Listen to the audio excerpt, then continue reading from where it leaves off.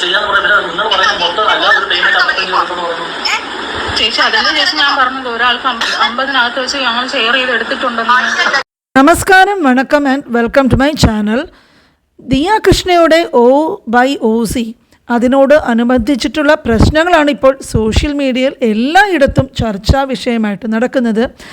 എന്താണ് ഇവിടെ സംഭവിച്ചതെന്ന് അറിയാത്തവർക്ക് വേണ്ടിയിട്ട് ഒന്ന് ചുരുക്കി പറയാം. ഇവിടെ ആരുടെ ഭാഗത്താണ് ന്യായം, എന്താണ് സംഭവിച്ചത് എന്നൊക്കെ നമ്മൾക്ക് ഇന്നത്തെ വീഡിയോയിൽ വിശദമായിട്ട് നോക്കാം. ദിയ കൃഷ്ണയ്ക്ക് വന്നിട്ട് ഫാൻസി ഓർണമെൻറ്റ്സ് വിൽക്കുന്ന ഒരു ഷോപ്പുണ്ട്, അതാണ് O/OC. ഇൻസ്റ്റാഗ്രാമിൽ ഇതുമായിട്ട് ബന്ധപ്പെട്ട ഒരു പേജുമുണ്ട്. കൂടുതലും വിൽപ്പന ഇതുവഴിയാണ് നടക്കുന്നത്. പിന്നെ ഇത് ഒറ്റയ്ക്ക് നോക്കി നടത്തിയിരുന്നത് ദിയ തന്നെയാണ്. അത് കഴിഞ്ഞ് ദിയ പ്രഗ്നൻ്റ് ആകുകയും ഇതിലോട്ട് അങ്ങനെ ഒരു ശ്രദ്ധ ചെലുത്താൻ പറ്റാത്ത ഒരു സ്ഥിതി വരികയും ചെയ്തു.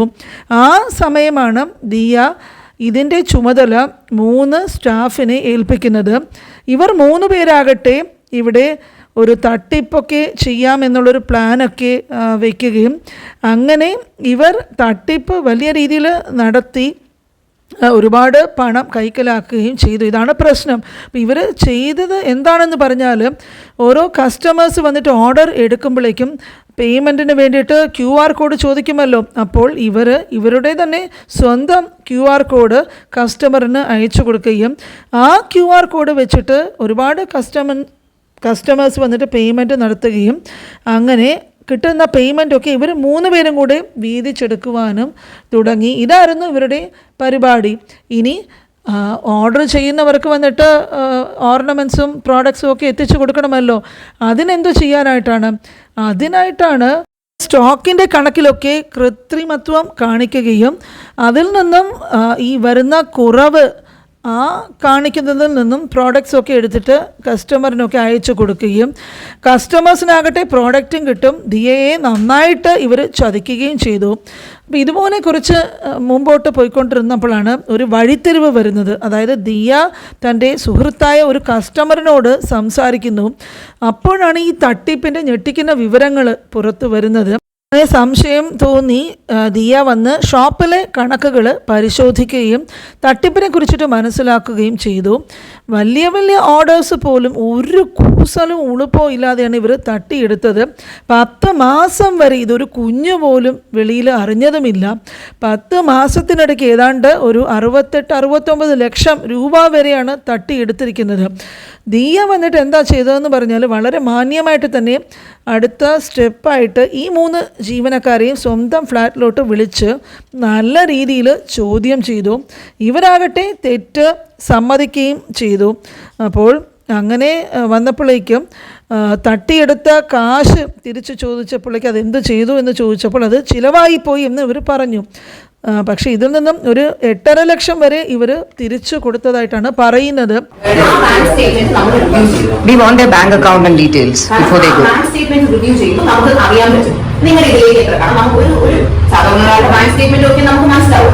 അതിൽ നിന്ന് നമുക്ക് മനസ്സിലാക്കണം നിങ്ങൾ ഇതിൽ നിന്ന് എത്ര കാശ് ഉണ്ടാക്കി. നിങ്ങൾ 5 ലക്ഷം എന്ന് പറഞ്ഞാൽ വിശ്വസിക്കാൻ കൊള്ളാത്ത നിങ്ങളെ നമ്മളെങ്ങനെ വിശ്വസിക്കാം? OCയുടെ ഒരു മാസം ബിസിനസ്സിന് എത്ര കിട്ടുന്നത് നിങ്ങൾക്ക് പറയാം, നമുക്ക് പറയാം. അതിന്റെ പകുതിയാണ് 5 ലക്ഷം. നിങ്ങൾ എത്ര വർഷം മുമ്പ് ആദ്യം ചെയ്തത്? എത്ര നാള് മുമ്പാണ് നിങ്ങൾ കിട്ടിയ സ്ക്രീൻഷോട്ട്സ് മാത്രം? കിട്ടാത്ത സ്ക്രീൻഷോട്ട്സ് അതേ ഞാൻ പറഞ്ഞിട്ടില്ലേ? ശരി, ആരാണ് ഇത് സ്റ്റാർട്ട് ചെയ്തത്? നിങ്ങൾ മൊബൈലിൽ അല്ല,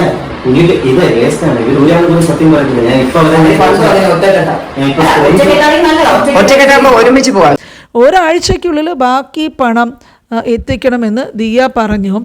അപ്പോൾ പണം തിരിച്ചു കൊടുക്കുവാൻ പറ്റാത്ത ഒരു സാഹചര്യം വന്നപ്പോൾ ഇവരെന്താ ചെയ്തതെന്നറിയാമോ? ഇവർ ദിയയ്ക്കും ദിയയുടെ അച്ഛനായ കൃഷ്ണകുമാറിനെതിരെയും കള്ളക്കേസ് കൊടുത്തു.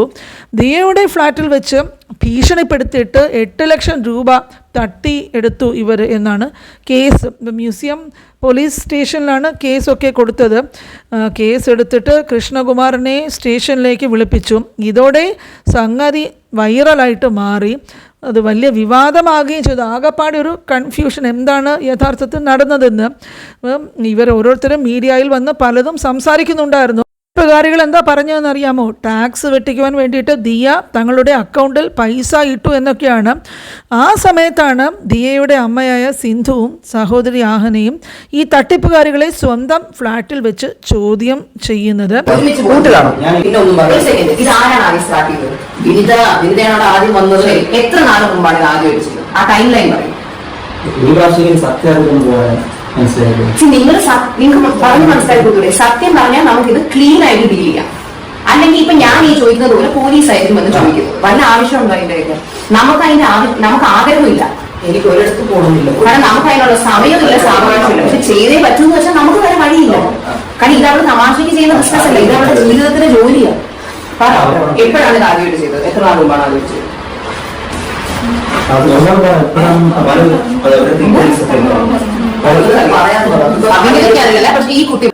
അങ്ങനെ ഈ തട്ടിപ്പ് പുറത്ത് കൊണ്ടുവന്നു. അതൊന്ന് കണ്ടു നോക്കാം. പിന്നെ ഓഗസ്റ്റ് തൊട്ട് 10 മാസങ്ങളായിട്ടാണ് ഈ പറ്റിപ്പ് തുടങ്ങി എന്നാണ് കണക്ക്. ചോദിക്കുമ്പോഴൊന്നും ഇവർ ശരിക്കും പറയുന്നുമില്ല. 5 ലക്ഷത്തിന്റെ തിരിമറി കൂടുതൽ നടത്തിയിട്ടിരിക്കുകയാണ് 3 കള്ളികൾ.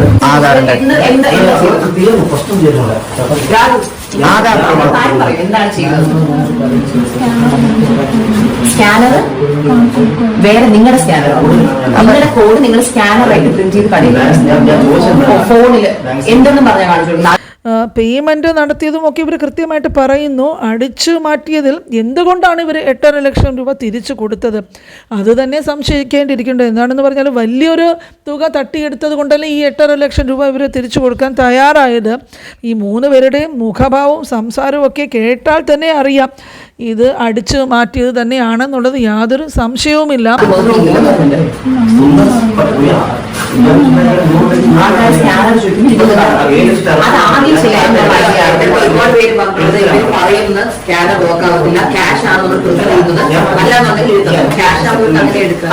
ആരാണ് അത്? ആദ്യം നിങ്ങളിൽ ഒരാളായിരിക്കും അത് ആദ്യം പറഞ്ഞത്. ഐഡിയ കൊടുത്തത് ഞാനിപ്പോ ഇതിന് കണ്ണു വെച്ച് പറയുന്നത്. അപ്പൊ നിങ്ങൾ അതൊരിക്കൽ ആദ്യം ചെയ്തു. അപ്പൊ നിങ്ങൾ ആ കാശ് കിട്ടിയ നിങ്ങൾ 3 പേരും ഈക്വലി ഡിവൈഡ് ചെയ്താണോ എടുത്തത്? എല്ലാ പൈസയും കംപ്ലീറ്റ്ലി ഡിവൈഡ് ചെയ്താണ്. പക്ഷെ രാഹുലൊന്നും അറിയില്ല. പിന്നെ നിങ്ങൾ ഇതെപ്പോഴും റിപ്പീറ്റ് ചെയ്യുന്നത്?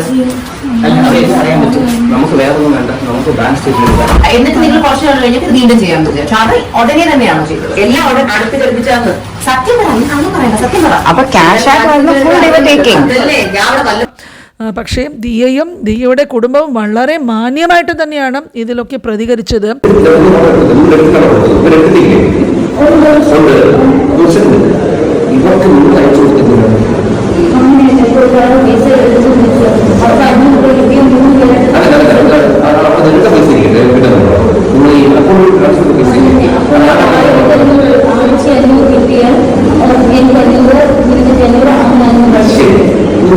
ഏകദേശം കാണില്ല, 3 വർഷം വരെ